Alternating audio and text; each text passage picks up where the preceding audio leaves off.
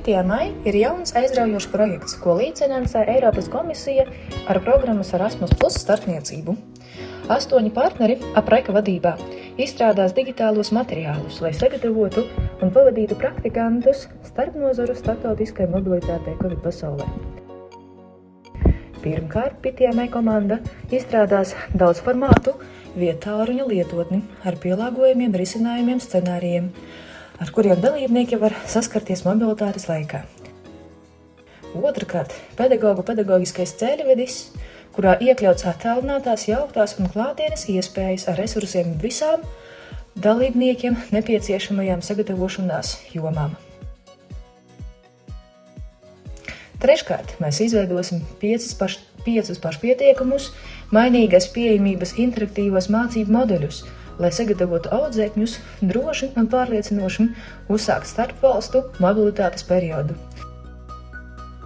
Pirmais modelis būs par mērķu un cerību noteikšanu attiecībā uz manu mobilitāti.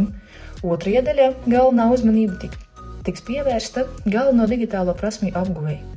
Trešais stāsts ir par ceļošanu ar pārliecību, mana personīgā starptautiskās mobilitātes asistenta lietotāja programma.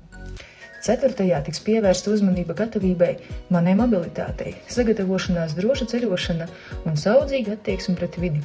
Pēdējais modelis ir par izpratni, par kultūras apsvērumiem un plānošanu manam galamērķiem un vai uzņēmumiem.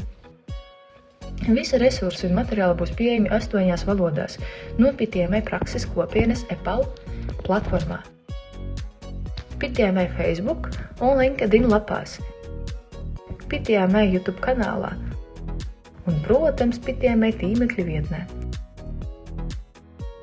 PTMI projekta ietekme būs vairākos līmeņos.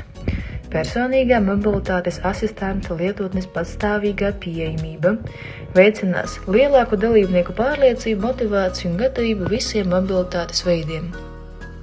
Tas palielinās starptautiskās mobilitātes iespēju skaitu jauniešiem, pozitīvāka attieksme pret JES un Eiropas identitāti, lielāka informētība par oglekļa dioksīda pēdu, kas veicina ilgspējīgu attīstību.